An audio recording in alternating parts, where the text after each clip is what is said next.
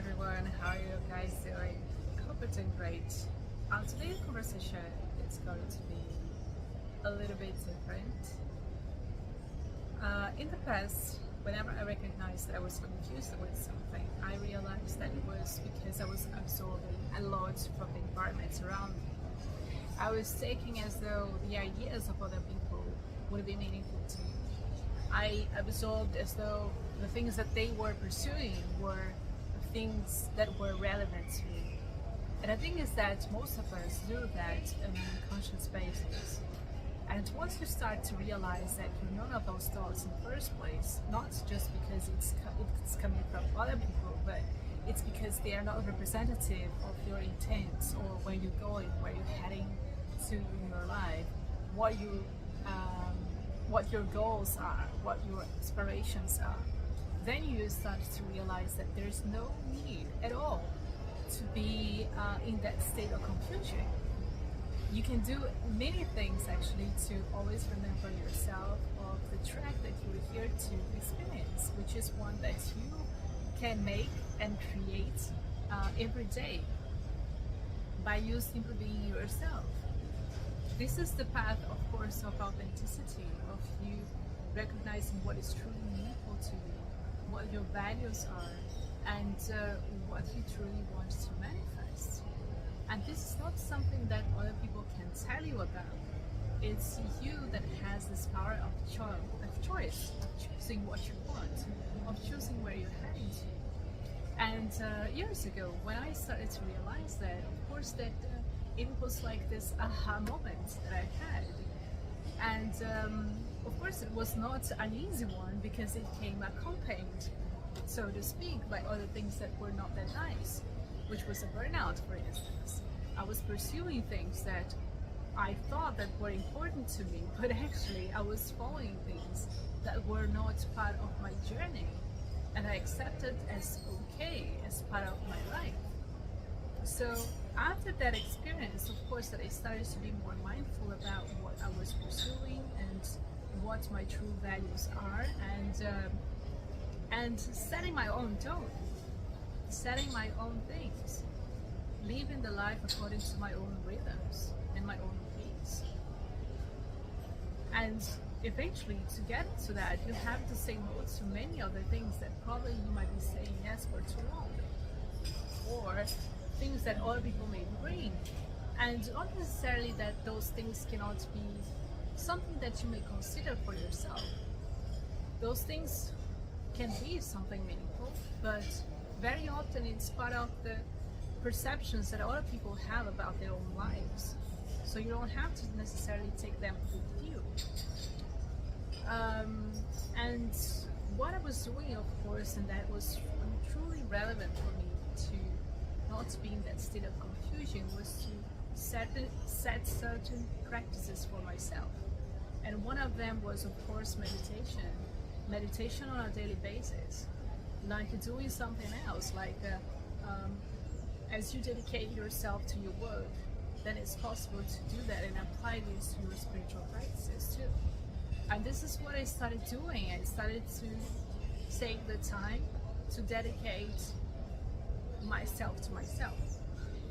Basically, this is what I started doing, was to bring my attention back to myself.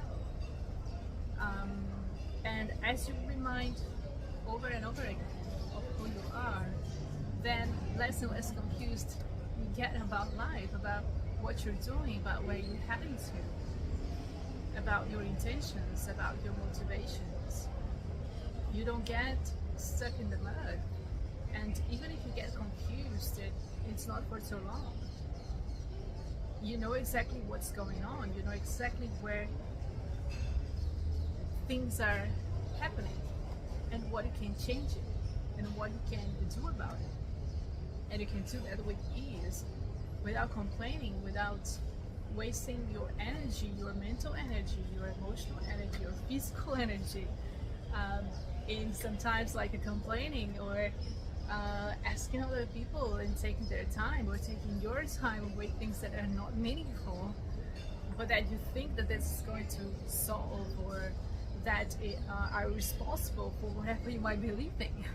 So it's very mind opening when you start to have practices on a daily basis that bring you to that state of awareness, of presence, of you knowing who you are, and remembering yourself of that again and again and again until when you are in other situations in life, you're talking to people, you're walking down the street, you know exactly who you are. You are so alert, so present that then maybe the time that you dedicate to your meditation doesn't have to be as much as before.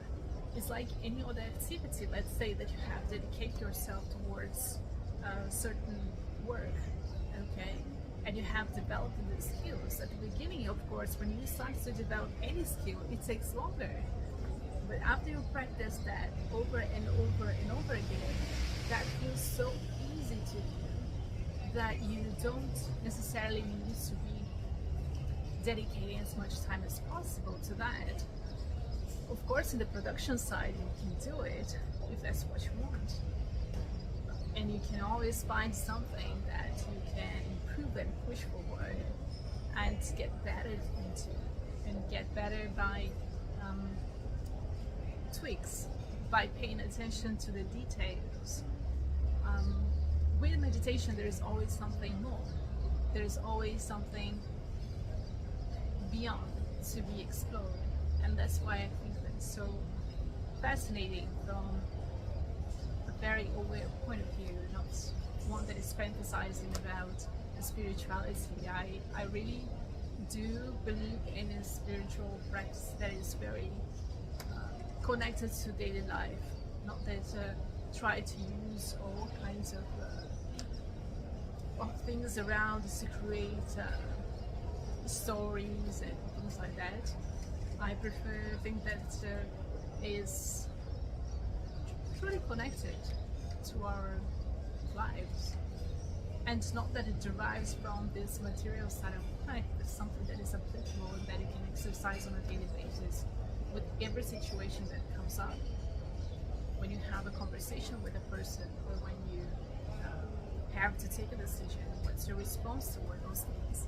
What's your true intent behind every action? That's what matters most. And another thing that I can also say about that, on how to feel less confused, especially at first, if you're going to the practice of meditation already, or if you don't think that that's for yourself, you have other ways of also not getting confused by things around, and one of them is to judge less. Less judgments toward things around is a fascinating way of seeing life through different lenses. And what I mean by that is that once you start to get less and less judgmental about people and circumstances, you realize that other people get less and less judgmental about you, at least like those that you have stronger contact with. Of course, that we can all be naive and say that people may not be judgmental about you and not gossip about you. But the difference, though, is that you're no longer affected by any kind of criticism that can come from other sources. You're so grounded in yourself that you say, okay, this is what the other person thinks of me, but it's not what makes me. And because any kind of concept that you might have about yourself, another person might have about you, or you have about other people, they are just concepts. So they are not the truth, like the ultimate truth. Which is very good when at the beginning, when you started to realize those shifts, and certain people may feel kind of unsettled when you start to have this new behavior, let's say of being in a conversation that people with whom you interact, they tend to, I don't know, gossip about other people, and then you start not to be part of that. They will feel weird when you started doing that, when you started to have that new approach to life. But you will recognize that it's not meaningful, it's not something that can move you forward in life. It's a waste of time, to be honest. And some people may feel kind of weird about that, but you have to stand your ground and be firm about where you're heading to. And maybe those people will not accompany you on that, and that's okay.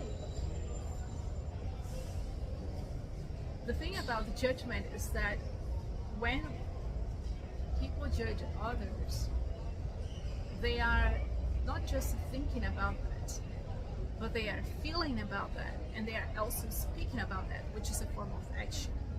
By the way, for those of you who are interested, in the next couple of weeks, I'm gonna release a video series here, which is all about how to orient the mind and the speech towards the things that you want to manifest in your life, especially those that you know you are here to accomplish, especially those that you know you are here to do as part of your own personal journey. So if you're interested, stay tuned, okay? But coming back on that part of the judgment, you start to realize that it's not fruitful, because if you are being congruent with your speech, with your actions, which is a form of action, as I said, your emotions and your thoughts going in that direction to talk about someone else, to talk about a situation that might be happening miles and miles away from you. And people say, oh, I'm doing this from afar. No, you're not. You're getting involved with that. You are participating of that story. And when you are deciding to participate of that story, you are part of that as well. How many times, and especially in the last months, I heard some people saying that it was very difficult for them to or get into sleep or to focus on their projects, because they were too focused on other things that had nothing to do with them. It was not related at all to their intent, but somehow they got caught up by those stories that were not leading them towards the things that they want to live in their lives. So it requires a lot of self-observation as well. So besides meditation, which is also a wonderful form of you becoming more aware and observing yourself and observing your thoughts, your emotions, and then eventually observing you while you act, while you speak, while you interact with other people. Then we also have another thing that we must pay attention to, which is the comparisons. Every time that you do a comparison with others, are you seeing things from a balanced place? No, because normally what happens is putting some people on a pedestal or then putting other people down. It's like creating this illusion of who's superior and who is inferior. None of them is happening from a balanced place. And as a result, then you get completely confused in your perception of what's going on. So when you're comparing yourself towards others, you're not considering that there are so many factors that are affecting that person's life and your life as well. So when you're not aware of your own cycles, you're not aware of your journey, or you forgot about your personal journey, your personal quest in this life, then you look at the other and say, oh, they have more, or of this or of that. But based on what? Or they have less than me on this, on that, but based on what? You see? So every time that people are making comparisons with others, they are not seeing themselves clearly. They are not and because they are not seeing themselves clearly, they don't see the others clearly as well. So they fantasize. They, and I say they, but it can be you. And on many occasions this happened to me as well. And I started to learn that it doesn't make any sense to make comparisons.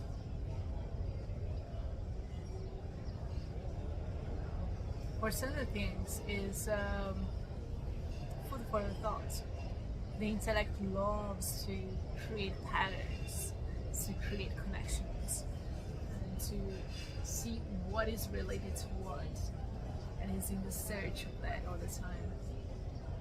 which is fascinating.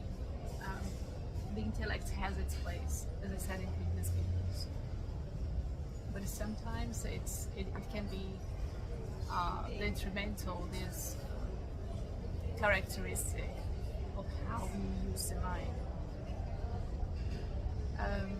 So I hope this was helpful to you somehow. There are far more things that I would say about this, but I think that for today is a lot of food for thought.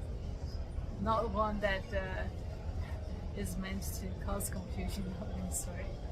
It is just for self-observation and also to share a little bit with you on what I have done for myself, what has worked, and how I think that my life is much easier these days than in old days. So have a good day, have a good week, and see you next time.